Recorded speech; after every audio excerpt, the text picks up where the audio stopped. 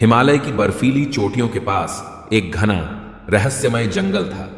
इस जंगल के बीचों बीच एक आश्रम था जहां सिद्ध साधु महादेवानंद तपस्या किया करते थे। उनकी लंबी जटाएं उनके कंधों पर लहराती थीं। उनकी स्थिर मुद्रा मृगछाला पर बैठी हुई थी और उनकी गहरी आंखों में अनंत शांति का वास था। साधु के तप और ज्ञान की महिमा दूर दूर तक फैली हुई थी। इसी जंगल के एक छोर पर वैदेही नाम की एक सुंदर लेकिन दुखों से घिरी हुई स्त्री अपने जीवन की राह खोज रही थी। वैदेही एक वीर योद्धा की पत्नी थी जो युद्ध में मारा गया था। जब वह विधवा हुई तो समाज ने उसे तिरस्कार और ताने देने के अलावा कुछ नहीं दिया। उसके मायके वालों ने भी उसे बोझ समझकर दरवाजे से निकाल दिया। उसने बहुत बार कोशिश की कि वह अपने बल पर जीवन जी सके, लेकिन हर बार उसे यह एहसास दिलाया गया कि एक अकेली स्त्री के लिए समाज में कोई जगह नहीं होती। एक दिन वह थककर जंगल में चली आई।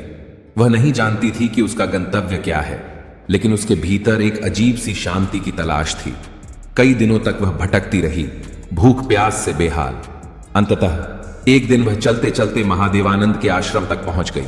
वहां पहुंचकर उसने देखा चारों ओर घना जंगल, ऊंचे ऊंचे वृक्ष, पंछियों की आवाजें और बीच में बना एक साधारण सा आश्रम। वहां कुछ शिष्यों का निवास भी था जो ध्यान और योग का अभ्यास कर रहे थे। जैसे ही उसने महादेवानंद को देखा, उसकी आंखों में आंसू छलक पड़े। महादेवानंद ने उसकी ओर देखा। उनकी दृष्टि में करुणा थी, लेकिन उनके चेहरे पर कोई भाव नहीं आया।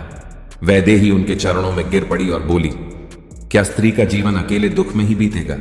क्या प्रेम और साथ पाने का अधिकार केवल पुरुषों का है? महादेवानंद ने गहरी सांस ली और मुस्कुराए। प्रेम कोई अपराध नहीं, यह आत्मा का सुख है, लेकिन प्रेम में वासना नहीं, समर्पण होना चाहिए। वैदेही को पहली बार किसी ने प्रेम को इस दृष्टि से समझाया था। वह आश्रम में रुक गई। महादेवानंद ने उसे योग और ध्यान सिखाया। धीरे धीरे वैदेही का हृदय हल्का होने लगा, लेकिन कुछ बदल भी रहा था। वह साधु की आंखों में प्रेम की एक अनोखी चमक देखने लगी थी। समय बीतता गया। वैदेही ने महसूस किया कि वह महादेवानंद के प्रति आकर्षित हो रही थी, लेकिन यह आकर्षण केवल शरीर का नहीं था, बल्कि आत्मा का था। जब वह साधु को ध्यान मग्न देखती तो उसे ऐसा लगता मानो वह किसी अलग ही लोक में हो। एक दिन जब जंगल में घनघोर वर्षा हो रही थी, वैदेही उनके पास आई और पूछा, अगर प्रेम पवित्र है तो क्या एक साधु भी प्रेम कर सकता है? महादेवानंद ने उसकी आंखों में देखा और कहा, यदि प्रेम आत्मा का मेल है तो वह किसी भी बंधन से परे होता है, लेकिन अगर यह केवल शरीर का आकर्षण है तो यह मोह है, और मोह दुख लाता है। वैदेही ने उनके चरणों में गिरकर कहा, मेरा प्रेम पवित्र है, मैं आपकी संगिनी बनना चाहती हूं। महादेवानंद ने उसकी आंखों में झांका। उनके भीतर भी एक हलचल थी। वह वर्षों से अपने हृदय को एक पत्थर बना चुके थे, लेकिन वैदेही ने उसमें प्राण दिए थे। कुछ देर बाद महादेवानंद ने गंभीर स्वर में कहा, अगर यह प्रेम है तो इसे परीक्षा देनी होगी। हम 7 दिन तक मौन रहेंगे, कोई शब्द नहीं, कोई स्पर्श नहीं। अगर 7 दिन बाद भी तुम्हारा प्रेम बना रहा तो मैं इसे स्वीकार करूंगा। वैदेही सहमत हो गई। पहला दिन बीता। दोनों ने एक दूसरे को देखा, लेकिन कोई शब्द नहीं कहा। वैदेही का मन बेचैन था, लेकिन उसने धैर्य रखा। दूसरे दिन जब वह साधु के पास बैठी तो उसने उनकी आंखों में झांक कर देखा।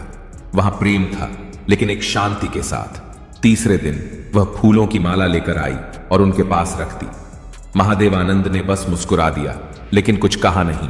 चौथे दिन वह गंगा तट पर बैठकर ध्यान कर रही थी, जब अचानक एक सांप उसके पास आ गया। वह डर गई, लेकिन महादेवानंद ने दूर से ही उसे शांत रहने का संकेत दिया। सांप चला गया। 5वें दिन वैदेही को अनुभव हुआ कि प्रेम केवल साथ होने का नाम नहीं है, बल्कि आत्मा का मिलन है। 6ठे दिन जब उसने महादेवानंद की आंखों में देखा तो उसमें एक अलग ही तेज था। वह समझ गई कि प्रेम वासना नहीं, बल्कि त्याग है। 7वें दिन वैदेही रो पड़ी और बोली, आपने सही कहा था, प्रेम आत्मा का मिलन है, शरीर का नहीं। अब मुझे आपका साथ चाहिए, लेकिन किसी बंधन में नहीं। महादेवानंद मुस्कुराए। प्रेम स्वतंत्र होना चाहिए, जो मुक्त करता है वही सच्चा प्रेम है। तुम अब मेरे साथ रह सकती हो, लेकिन ना पत्नी बनकर, ना शिष्या बनकर, बल्कि एक आत्मा बनकर। प्रेम केवल शरीर का आकर्षण नहीं, आत्मा का मिलन है। यदि प्रेम सच्चा है तो वह स्वतंत्रता देता है, बंधन नहीं। इसके बाद वैदेही वहीं आश्रम में रहने लगी। उसने महादेवानंद के साथ योग और साधना की। अब वह प्रेम को एक नई दृष्टि से देखने लगी थी। उसने जाना कि प्रेम केवल पाने का नाम नहीं, बल्कि संपूर्ण समर्पण और स्वतंत्रता का नाम है। और इस तरह हिमालय की ऊंचाइयों में एक अनोखा प्रेम जन्मा, जो शब्दों से परे और आत्मा के निकट था। दोस्तों, अगर आज की कहानी आपको पसंद आई हो तो चैनल को सब्सक्राइब जरूर करें